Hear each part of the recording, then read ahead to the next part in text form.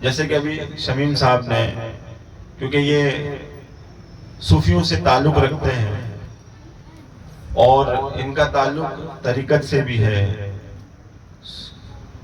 تصوف سے بھی ہے، تو ایسی صورت میں ان کی محفل کے آداب جانتے ہیں، تو یہ ابھی یہاں پر کچھ نذرانہ لے کر آئے،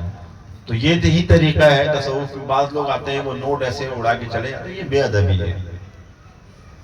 وہ یہی ہوتا ہے کہ اپنے پیر مرشد کو یا کوئی محترم شخصیت ہے یا امام ہے ان کے لا کے خدمت میں پیش کرتے ہیں، پھر وہ جو نعت پڑھ رہا ہوتا ہے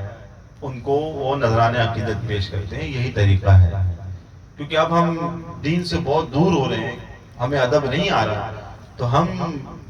بے ادبی کے بہت زیادہ ہی معاملات میں گھرتے جا رہے ہیں۔ جیسے ابھی ہم نے کئی محافل دیکھے ہیں کہ آج کل جو ہمارے یہاں نعت خواں آتے ہیں وہ آتے ہیں اور نعت جب پڑھنے لگتے ہیں تو پڑھتے ہی جاتے ہیں، ان کو محفل کے آداب نہیں پتہ، اور جیسے ہی کوئی عالم دین آتا تو وہ اٹھ کے چلے جاتے ہیں۔ جبکہ ہم اپنے جوانی نوجوانی کے عالم میں 90s کے زمانے میں یہ دیکھا تھا کہ جب کوئی محفل ہوتی تھی تو کوئی ڈر کے مانے مائک پہ ہاتھ نہیں لگاتا تھا کہ جب تک عالم دین نہیں آئے، کوئی مفتی کرام نہیں آئے تو محفل کا آغاز نہیں ہوتا تھا۔ وہ آتے تھے تو ان کے موجودگی میں تلاوت قرآن ہوتی تھی، ان کے موجودگی میں وہ بھی ان کی اجازت کے بنیاد پر، کیونکہ اگر کوئی محترم شخصیت آ جائے تو اس کے حوالے کر دیا جائے۔ یہی ہم نے بچپن سے سیکھا ہے، کیونکہ پروفیشنلزم بہت زیادہ ہو چکی ہے، اب لوگ جو ہے وہ میڈیا پہ آ چکے ہیں تو ان کو ان چیزوں سے زیادہ مطلب، تو وہ آتے ہیں وہ محفل چھوڑ کے چلے جاتے ہیں۔ جبکہ محفل کے آداب یہ ہے کہ کسی بھی محفل میں، جیسے فیصل بھائی کو ہم نے دیکھا ہے، یہ کسی بھی محفل میں جاتے ہیں تو اینڈ تک بیٹھے رہتے ہیں۔ اللہ پاک ان کا اخلاص اپنی بارگاہ میں قبول فرمائے۔ لیکن بہت سے ایسے جو نعت خواں، تو میں ان کو نہیں کہتا، کیونکہ نعت خواں جو ہے نا یہ بہت بڑا لقب ہے، یہ نعت حضور کی تعریف کرنے والے کی کیا شان ہے۔ میں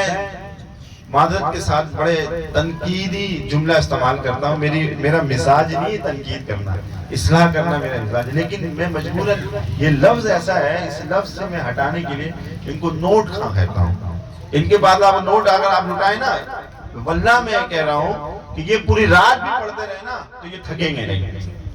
اور کہیں اگر ان کو نوٹ نہیں ملے نا تو مجھے کہیں جانا ہے، مجھے بہت ارجنٹ کام ہے، تو ایسے لوگوں کو نہیں بلایا آپ، بالکل قطعاً بائیکاٹ کریں ایسا جو اخلاص کے ساتھ نہیں آئے۔ اللہ فرماتا وما امروا الا لیعبدون، اور کوئی نیکی کا کام کرو تو اللہ کے لیے کرو، اخلاص کے ساتھ کرو، جس میں کوئی دکھاوا نہیں ہو، کوئی ریاکاری نہیں ہو۔ جیسے کہ ابھی عامر بھائی عمرہ کر کے آئے، اگر دل میں یہ نیت ہے کہ لوگ میری تعظیم کریں، لوگ میرا چرچا کریں، لوگ مجھے ادب سے بلائیں، لوگ ادب سے تو بلائیں کیونکہ یہ ایسے روزے سے ہو کر آئے، ایسے مقام سے ہو کر آئے، تو ادب تو کریں ان کا۔ لیکن اگر دل میں خواہش یہ ہے کہ لوگ مجھے حاجی کہیں، لوگ مجھے عزت سے نوازیں، اگر یہ ہے تو پھر ایسی عبادت کا کوئی معنی نہیں، کوئی قبول نہیں۔ اللہ پاک اخلاص کو دیتا ہے، اللہ پاک ہم سب کو اخلاص عطا فرمائے۔ تو ادب جو ہے یہ بہت بڑی چیز رکھتی ہے،